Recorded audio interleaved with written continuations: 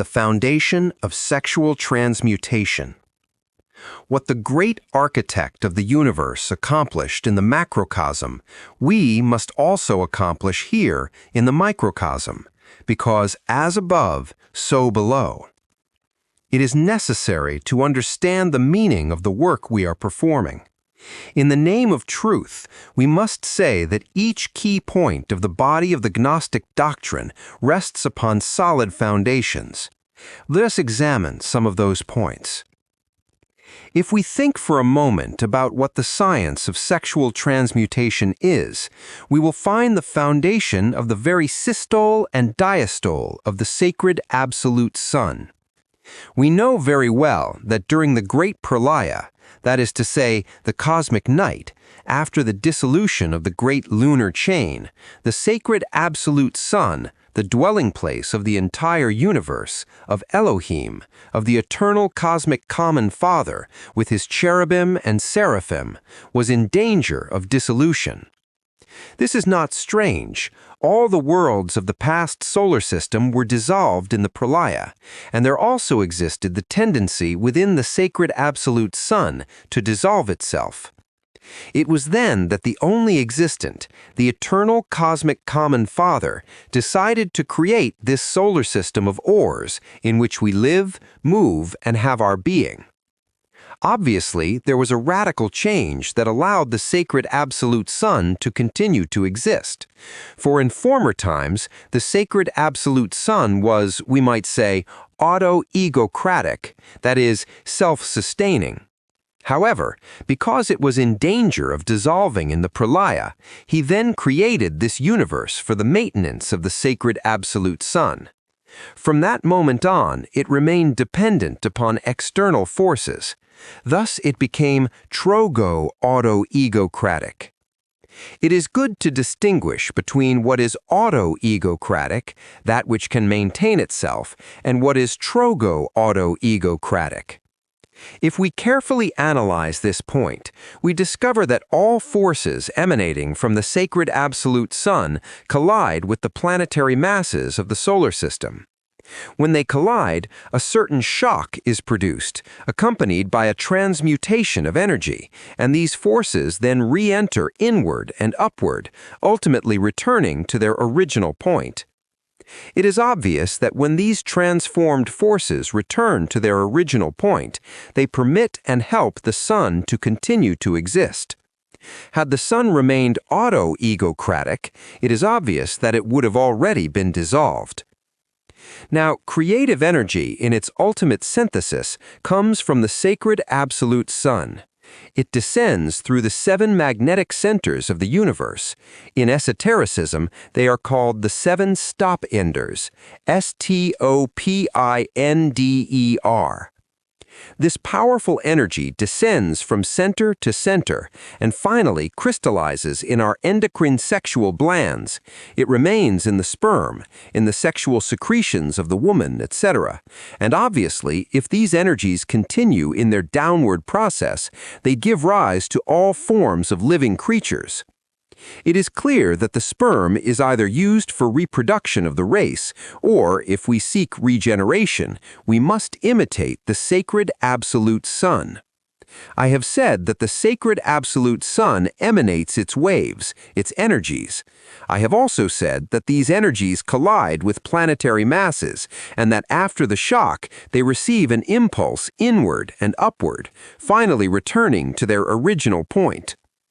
Now, if the sacred absolute sun does this with its creative energies, we must do the same if we truly desire regeneration. Again, the logoistic sexual forces descend in our glands. What we need is to give them a special shock, and this is possible through the Sahaja Maithun. Then these forces re-enter inward and upward, creating organs, bodies, powers, etc. Through this path, we regenerate ourselves. We must imitate the sacred absolute sun, for it gives us the example of Sahaja Maithun. It transmutes incessantly. Why should we not imitate it? Obviously, our duty is to imitate it, and in doing so, we will reach what it reaches. What does it achieve? It maintains and sustains itself. It shines more and more. What could we achieve? To transform ourselves radically and definitively. So what is the foundation of sexual transmutation? What is our foundation? It is the transmutation of the sacred absolute Son. If we walk according to what He does, we will transform ourselves radically. Every creature that longs for final liberation knows that there exists a planet called purgatory. In that purgatory planet, there is great beauty. Some 12,000 varieties of birds are known there, extraordinary, filling that world with their songs and melodies, and about 10,000 classes of minerals are also found. All the flora and fauna of the universe exist in that world. It is a secret planet, beyond good and evil. Those who truly wish to penetrate the entrails of the sacred absolute Son must spend time on the purgatory planet. In that world, there are many caves in the mountains. Some are natural, others have been made by men. There are no cities there. In the caves lived the sacred individuals, working exclusively on the purification and elimination of the last residual elements that could remain in their psyche. Obviously, the purgatory planet is marvelous. Its inhabitants also possess cosmic spaceships with which they travel from world to world, from galaxy to galaxy. The only existent, the eternal cosmic common Father, Elohim, normally reveals himself in that world to guide those preparing to reach the final truth. Not all souls may enter the purgatory planet. Only those who have crystallized within themselves the three primary forces of the universe have the right to live there. Only those who have created the existential superior bodies of the being can dwell in that secret world. From what you are hearing, you will understand that the purgatory planet is very exacting. One might object, if those souls are so perfect, why must they still eliminate undesirable elements? The answer is that there also exist sins of the soul, or better said, sins of the soul's body. You know something about ethics, moral codes, anger, lust, envy, pride, laziness, gluttony, etc. But you do not know the secret text preserved in Oriental Tibet containing an ethic beyond good and evil. Likewise, the sins of the soul's body are beyond our moral codes and ordinary ethical principles. They escape ordinary comprehension. Yet he who achieves perfect purification enters for that reason the sacred absolute Son.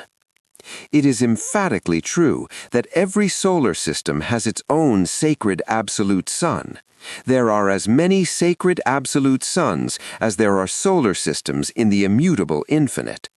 All suns and worlds in starry space sustain themselves by Mahavan and Chotavan rhythms that keep the universe stable in its movement, that is to say, by the rhythms of the fire. Our sacred absolute Son, brothers, gives us the key to transmutation and regeneration. Let us observe how he teaches us to transmute, for only by transmuting can he continue to exist. If it were not for transmutation, he would not be alive, he would be dissolved. Observe how he demonstrates the path of dissolving inhuman elements and creates an archetype planet, a special model of purification, the purgatory planet, where one must pass the final purifications. It is not unworthy to remind you that each solar system likewise has its own purgatory planet. See how the sacred absolute Son loves us and shows us the path of sacrifice. Thus, each principle taught in Gnosis has marvelous foundations. All are indicated by the sacred absolute Son.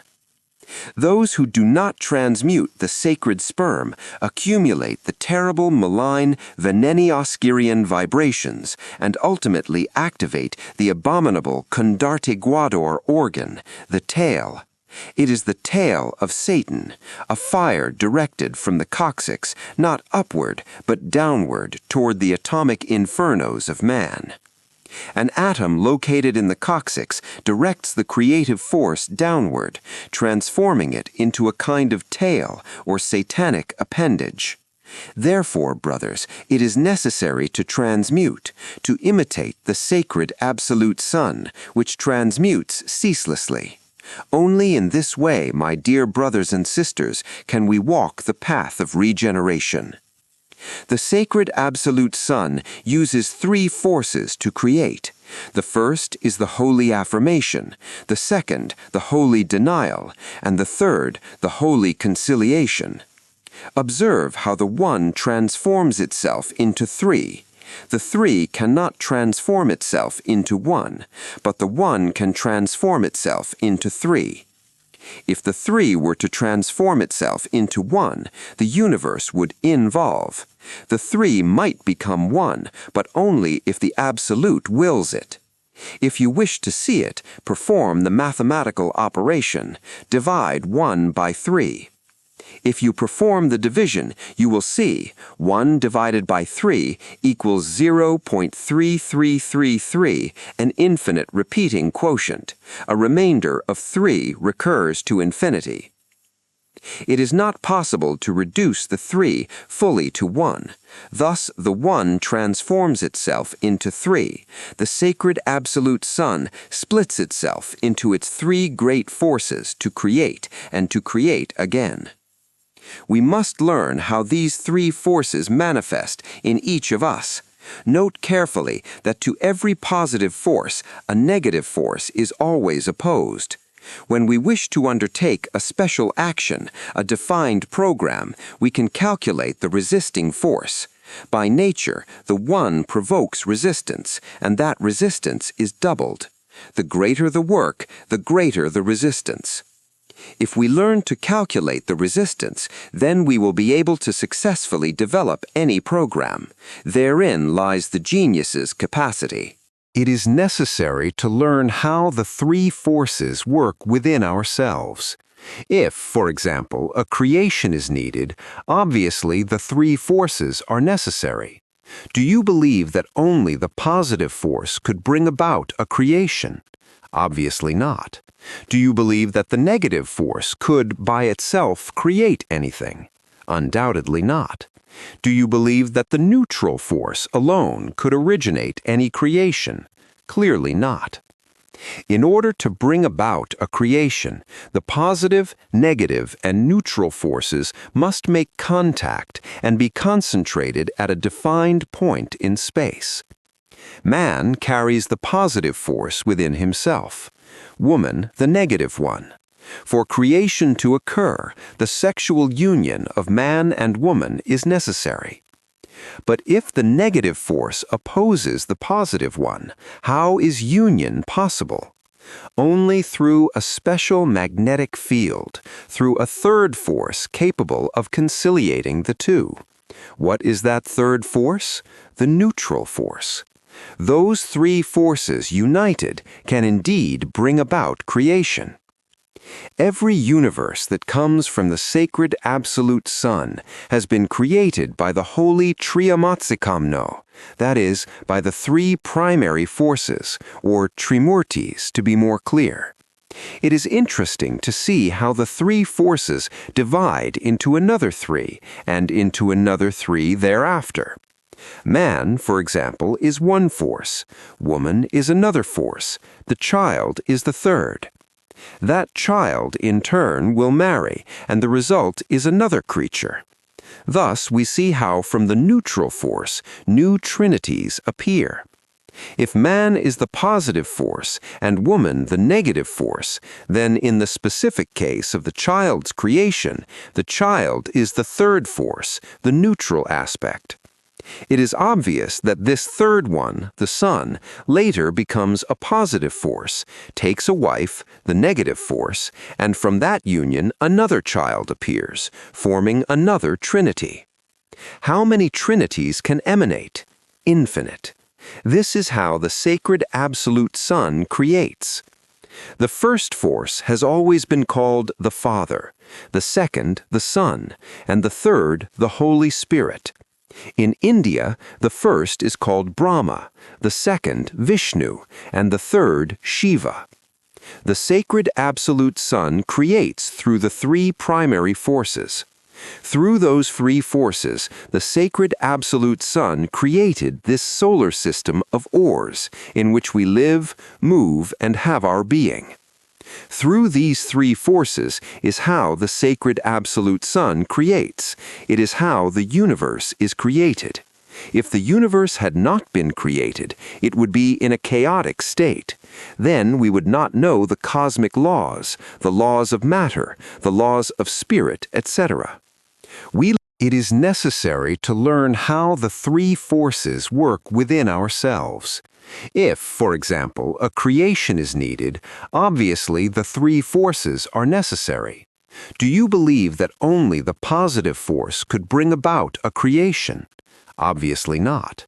Do you believe that the negative force could, by itself, create anything? Undoubtedly not. Do you believe that the neutral force alone could originate any creation? Clearly not. In order to bring about a creation, the positive, negative, and neutral forces must make contact and be concentrated at a defined point in space. Man carries the positive force within himself, woman the negative one. For creation to occur, the sexual union of man and woman is necessary. But if the negative force opposes the positive one, how is union possible?